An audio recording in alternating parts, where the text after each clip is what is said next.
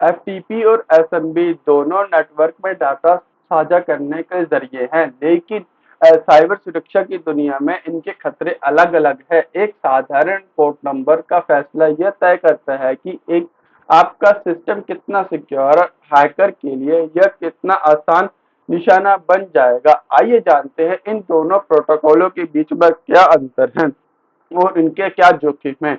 Imagine कीजिए कि आप अपने ऑफिस में एक छोटा सा शेयर फोल्डर बनाते हैं ताकि आप अपनी टीम के साथ कम्युनिकेशन स्टैब्लिश कर सके या उन्हें कोई रोल एंड रिस्पॉन्सिबिलिटी दे सके।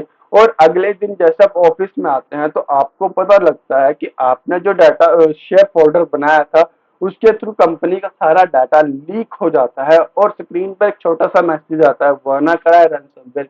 एक छोटी सी गलती या एक छोटी सी गलत कॉन्फ़िगरेशन आपकी कंपनी का गेम खत्म कर सकती है। थंबनेल और टाइटल से आप ये तो जान चुके होंगे कि आज हम किस चीज के बारे में बात कर रहे हैं।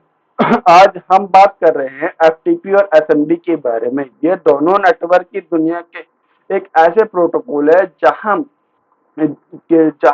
जो देखने में सेम लगते हैं, सेम ही इनका काम होता है डाटा ट्रांसफर करने का, लेकिन इनके काम करने का तरीका और इनकी सिक्योरिटी इतनी अलग कैसे है। एक गलत कॉन्फ़िगरेशन और हैकर आपके पूरे के पूरे डाटा को या पूरे के पूरे कंपनी को खत्म कर सकता है। यदि आप साइबर सिक्योरिटी के कॉन्सेप्ट या नेटवर्किंग के कॉन्सेप्ट में इंटरेस्ट रखते हैं, इन्हें समझना चाहते हैं, तो बने रहिए अगले 5 से 10 मिनट के लिए मेरे साथ, क्योंकि आज हम दोनों को एक ऐसा पोस्टमार्टम करेंगे ताकि आपको और कोई वीडियो देखनी ही ना पड़े इससे रिलेटेड। सो गाइस, मैं आपका फिर से स्वागत करता हूं मेरे अपने यूट्यूब चैनल जिसका नाम है पेंटेस्टर अक्षित, और मैं हूं आपका होस्ट अक्षित मोदगिल। आशा करता हूं आप अच्छे ही होंगे, और चलिए बिना किसी विलंब के या बिना किसी त्रुटि के शुरू करते हैं। आज का जो कॉन्सेप्ट है एफटीपी और एसएमबी में क्या डिफरेंस है। तो सबसे पहले हम बात करेंगे एफटीपी यानी file transfer protocol. File transfer protocol जो होता है वो पोर्ट नंबर 21 पे वर्क करता है, और केवल इसका एक ही काम है, फाइल एक जगह से दूसरी जगह ट्रांसफर करना। यह कमांड और डाटा दोनों के लिए अलग अलग कनेक्शन का उपयोग करता है। यह एक्टिव और पैसिव मोड में काम करता है, जो हैकर्स के लिए पोर्ट स्कैन का एक बढ़िया जरिए बन सकते हैं। यह प्लेन टेक्स्ट प्रोटोकॉल का इस्तेमाल करता है, जिसका मतलब है आपका डेटा बिना इंक्रिप्शन के यात्रा करता है, जिससे man on the middle attack करके हैकर जो भी डाटा ट्रांसफर किया जा रहा है उसे देख सकता है। अगर आप एफटीपी को और आसान भाषा में समझना चाहते हैं तो ऐसा समझिए कि जैसे आपने जो है वो एक मॉडल क्या किया कि आपने जो है एक किताब बुक ऑर्डर करी अमेज़न के थ्रू। अब वो जो किताब है आपके पास 5 से 7 दिनों में कुरियर के थ्रू आएगी। अगर आप उसमें कुछ अपडेट करना चाहते हैं या आप उसको जो है वो उसमें कुछ और चीज आप ऐड करना चाहते हैं, तो आप उसे फिर से ही कुरियर के थ्रू रीपैक करके आप अमेज़न को भेजेंगे, और वहां पे जो है वो अपना जो भी होगा वो राइटर के थ्रू चेंज करवा लेंगे। एफटीपी भी यही काम करता है। अगर आप सर्वर पर 500 एमबी की फाइल है और उसको सिर्फ एक लाइन अपडेट कराना चाहते हैं, तो एफटीपी से भी आपको डाउनलोड करनी पड़ेगी और उसमें चेंजेस करने पड़ेंगे। फिर उसके बाद इंटरनेट के थ्रू आप उसे अपलोड करके इंटरनेट के थ्रू फाइल को भेज सकते हैं। यानी एफटीपी का सीधा फंडा है, डाउनलोड फिर रीराइट फिर अपलोड। वहीं हम एसएमबी के बारे में बात करें तो एसएमबी पोर्ट 445 जो अभी जो चल रहा है वो 445 पे चलता था, और इसका पुराना जो नाम था वो नेट बायोस था जो 139 पे चलता है। यहाँ आपको सिर्फ फाइल ट्रांसफर ही नहीं बल्कि फाइल को लाइव एडिट, ब्राउज और लॉक करने की भी सुविधा मिलती है। हैकर्स के लिए ये एक स्वर्ण खदान होती है, क्योंकि यही सिस्टम के लिए अंदरूनी रिसोर्सेज प्रिंटर शेयर की जो हमारा एसएमबी का सर्वर है वो इंटरनल रिसोर्सेज को भी शेयर करता है, जैसे प्रिंटर हो गया, शेयर फोल्डर हो गया, यहाँ तक कि एडमिन शेयर्स को भी ये एक्सेसिबल बना देता है ताकि सीधी पहुंच जो डाटा है उस तक सीधा पहुंचा जा सके। पोर्ट 445 खुला होना अक्सर रैनसमवेयर को प्रवेश करने का मुख्य दरवाजा बन सकता है। अब एसएमबी को समझने के लिए यह एक बिल्कुल गूगल डॉक्स की तरह होता है कि फाइल सर्वर पर पड़ी रहती है, लेकिन अपने कंप्यूटर पर बैठकर आप सीधे ही इसे कभी भी जो होता है वो लाइव एडिट कर सकते हैं। और जैसे ही आपका वो एडिट हो गया तो आप सर्वर पर उसे फिर से अपलोड कर सकते हैं। एसएमबी शेयर जो होता है वो एनोनमसली, अगर आपने डिफॉल्ट छोड़ा होगा तो वो एनोनमस अकाउंट से हो सकता है, जैसे कि मैंने आपको पिछले वीडियो में बताया था। इतना ही नहीं, एसएमबी सिर्फ फाइल ही नहीं बल्कि नेटवर्क पर मौजूद प्रिंटर जैसे डिवाइसेस को भी शेयर करने के लिए परमिशन देता है, जैसे कि मैंने अभी बताया आपको। यानी ऑफिस में जो कोने में प्रिंटर रखा होगा, यानी एक कोने में आपके ऑफिस में प्रिंटर रखा होगा, दूसरे कोने में आप बैठ के काम कर रहे होंगे, तो एसएमबी के थ्रू आप एक कमांड देकर जो है वो इसे जो है वो क्या बोलते हैं, अपने जो डॉक्यूमेंट है वो प्रिंट करवा सकते हैं। तो इसका सीधा खतरा ये होता है, अगर हैकर्स ने पहले वर्जन, अगर आपका वर्जन अपडेट नहीं है, उस वर्जन के लिए एक बार रैंसमवेयर फाइल से फाइल अपलोड कर दी, तो अगर अपडेट नहीं हुआ तो आपको वो फिर से एक्सेस कर सकता है, उसमें थोड़े बहुत चेंजेस कर सकता है, करके वो फिर से एक्सेस कर सकता है। अब हम इन दोनों नेटवर्क के बीच में एक छोटा सा डिफरेंस देखेंगे। जो एफटीपी सर्वर होता है उसमें पूरी फाइल को डाउनलोड या अपलोड करना पड़ता है। जो एसएमबी होता है इसमें आप बिना डाउनलोड या अपलोड किए सीधा ही अपने इसको एडिट कर सकते हैं। और इसका मुख्य उद्देश्य जो होता है वो फाइलों को सर्वर के इसे कमांड क्लाइंट तक ट्रांसफर करने के लिए होता है। जबकि जो फाइल शेयरिंग प्रिंटिंग सेवाएं होती हैं वो नेटवर्क रिसोर्सेज का रिमोट एक्सेस होता है। यानी जो एफटीपी होता है हमारा ओवरऑल वर्ल्ड पे वर्क करता है, बल्कि एसएमबी जो होता है वो हमारा लोकल वर्क करता है। यह अगले पॉइंट्स में जानेंगे। ये जो इंटरनेट वेब पर बहुत अच्छे से काम करता है, जो हमारा अभी मैंने पॉइंट बोला कि हमारा लोकली वर्क करता है। जो रिसोर्सेज शेयरिंग केवल फाइल्स को और फोल्डर्स को शेयर करने का काम जो एफटीपी हमारा होता है वो फाइल एंड फोल्डर को ही शेयर करने का जो होता है वो काम करता है। और जो हमारा एसएमबी होता है ये फाइल और फोल्डर के साथ साथ एडमिन दूसरे भी रिसोर्सेज शेयर कर सकता है, जैसे प्रिंटर और बहुत सारी चीजें। इसका जो उपयोग होता है वेबसाइट होस्ट करने या वेबसाइट को अपलोड करने के लिए होता है, या डॉक्यूमेंट सेंड करके इसे डाउनलोड करने के लिए होता है। और जो एसएमबी होता है उसके लिए तो बेसिकली कम होता है। जो अगर जोखिम की बात करें, man in the middle attack करके जो होता है वो इस पर डॉक्यूमेंट अपलोड करके हम जो एक्सेस ले सकते हैं या हमारा डाटा देखा जा सकता है। और जो एसएमबी पे होता है वो रैंसमवेयर अपलोड करके इसे एक्सेस लिया जा सकता है। अब हम हैकर प्रोस्पेक्टिव के बेस पे देखें, ये इस तरीके से काम करता है। कनेक्शन स्टैब्लिश करना, कमांड भेजना और डाटा कनेक्शन स्टैब्लिश करना, डाटा कनेक्ट करना।